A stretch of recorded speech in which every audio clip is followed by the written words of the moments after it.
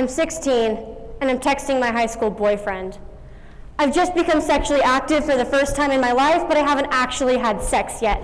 He says something along the lines of, why don't we just do it? It doesn't matter how much longer we wait. We've already done the other stuff. I'm not comfortable with this yet. I want to wait, but he doesn't, but I love him, so I try to make him happy, keep him satisfied, convince him to stay with me. I reply back, maybe, I don't know, we'll see. He texts back, all right, fine, whatever. The conversation moves on to something meaningless and material. I don't think anything of it. A few weeks later, I'm sitting in my boyfriend's bedroom. He brings up our text conversation from a few weeks earlier. So, do you want to do it? I'm not sure. I don't really think I'm ready. I want to wait a little while. Come on, it doesn't matter. Let's just try it one time. Feeling pressured and still unsure, I said, I mean, okay, and then it happened, even though I wasn't ready and even though I didn't want to. Later that summer, I'm in his bedroom again. He starts initiating sex. I say nothing, waiting for it to stop or for him to at least say something to me. He forced his condom-covered dick into me and didn't ask if I was okay until after it was over. What was I supposed to say? That I wasn't okay, that I didn't want to have sex with him? He was my boyfriend. I was in high school, and I had no idea what consent meant. I was sexually assaulted when I was 16, but I didn't realize that these instances were actually assault until almost a year later. I grew up in a small town where sex is taboo, only discussed in whispered gossip and barely mentioned in middle school health class. Sex wasn't something that students or teachers or anyone talked about, and neither was consent. Because I never had this conversation in classrooms growing up about what consent really means, I wasn't prepared with the tools to label and describe what had happened to me. At this point in my life, I knew that forced sex was rape, that if someone holds a knife to your throat or pins you down in an alleyway, that it isn't sex, it's rape. But these violent descriptions were my only knowledge of consent. I did not understand that only a yes means yes. Around the time of the Me Too movement, Time's Up, and the outing of many sexual predators and abusers, I saw a video about a study done in Nairobi, Kenya. Researchers from Stanford conducted a study with these students to try to create a solution for the rape and sexual assault epidemic in Kenya. While Kenya is a much different place than Boise State, it's one example of where consent training and education in schools has worked in decreasing sexual assault. In 2010, the organization No Means No Worldwide offered lessons and workshops for these students. They were taught consent, confidence, bodily autonomy, and interventions in assault. By teaching these young students respect and consent, they were able to understand that everyone around them deserves respect and that their bodies deserve respect as well. The results found after this course was completed were shocking. Rape incidents in the surrounding areas went down by 51% due to this class. Think about that for a second. Not only that, but 56.4% of the girls in this course stopped a rape in the year following. Interventions when witnessing assault jumped from 26% to 74%, almost a 50% increase due to this consent training.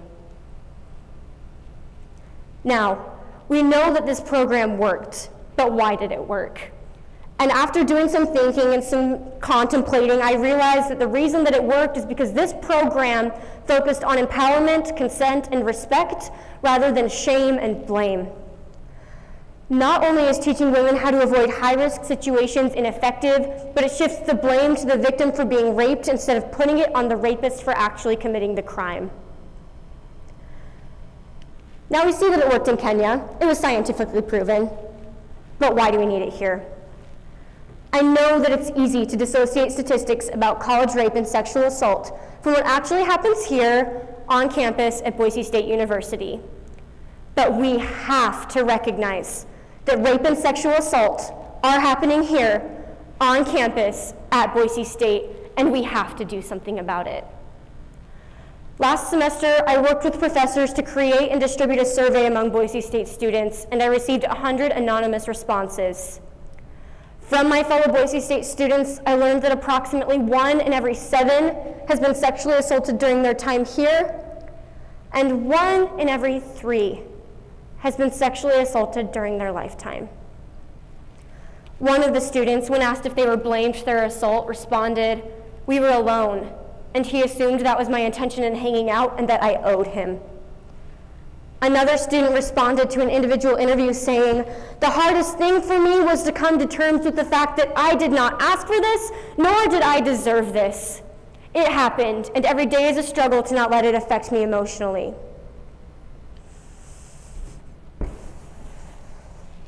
This is why we need change at Boise State. Students are hurting, students are struggling, and with the help of intensive consent training and education, this hurt could be lessened. It's important to recognize that Boise State does have in place a mandatory program titled Think About It. It's described as an innovative online course to educate students through interactive, realistic scenarios and guided self-reflection about substance abuse, hooking up, sexual violence, and healthy relationships. However, upon closer inspection, the Think About It program is more problematic than it is helpful. The problem with Think About It is that it only briefly touches on the topic of consent, which from what we've learned shows that it's so important in helping to prevent sexual assault. Here's a small clip that shows just how Think About It defines consent. Hey, give me your phone. Victory. Was that consent? No, that was coercion. Consent must be voluntary. The video goes on with several different situations like this, but the gist is the same. To me, defining consent in this way is ridiculous, insulting, and demeaning. My body is not equivalent to a cell phone, and it is no one's to take. The program goes on to emphasize what you can do to prevent sexual assault and what should be done when it does occur.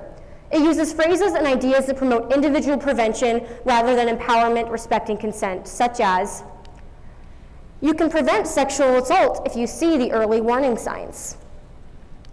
This situation raises certain issues about aspects of college culture that allow sexual assault to occur. Think about what action could have been taken to prevent her from being assaulted. This rhetoric is harmful, and it creates an unsafe environment for survivors where they feel they will be continual subjects of sexual abuse and blame. This is not the type of environment that Boise State should be promoting, but through the Think About It program, Boise State promotes the idea that survivors and bystanders preventing rape is more important than teaching students not to rape. Not only is this required course problematic and harmful, but many students don't take it seriously. In that same survey I conducted last fall, I learned that 39% of students say they haven't been taught about consent at Boise State. Not only that, but several of these students, if they said that they had been taught about it, described Think About It as a required online course thingamajig or some weird online tutorial game thing. These are students' own words in describing how Think About It works. If students don't understand they're being taught consent or they don't take it seriously, the current program in place is obviously not doing its job. But it's important to recognize that Boise State is making some improvements. Just last week, Boise State sent out an email to all students, professors, and others affiliated with Boise State about a sexual assault that occurred on campus. Usually, these emails just kind of gloss over sexual assault. They don't really recognize it. They say it wasn't the fault of the survivor and that Boise State doesn't condone the behavior. But this email was different. Rather than just glossing over it or skimming over it and not acknowledging it, Boise State faced this issue head on and defined consent in detail, using phrases like, "Consent for the sexual activity must be free of force, threat, intimidation, or coercion. If someone seems uncomfortable, is non-participatory, or states that they want to be doing something else, this also means stop. Don't assume you know what the other person wants. Ask." These are great developments for how Boise State is defining consent. But the problem is, this is just an email. It's something that students instantly delete, pay little attention to if they do read it, or just skim over. They don't pay attention to it. It isn't enough. It also happens after the fact, after someone has already been assaulted, after someone has already been traumatized, and after someone has already experienced something that they will be dealing with for the rest of their lives. It isn't enough, but it shows that Boise State is ready for a program to be implemented to actually discuss consent in detail. And this is where I come in. I'm developing a student-led and student-taught consent training and education workshop with the help of the Center for Teaching and Learning. While this workshop won't be as long as the program developed in Kenya, my goal is the same. My hope for this workshop is for students to be able to define consent, define sexual assault, and learn how to communicate effectively during sexual encounters.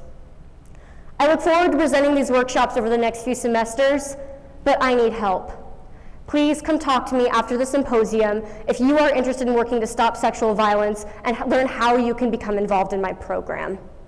We owe this to the students of Boise State. We have to start this conversation so there aren't any more stories like mine and countless others, and so that students feel safe on campus. I look forward to making this change here with you at Boise State. Thank you.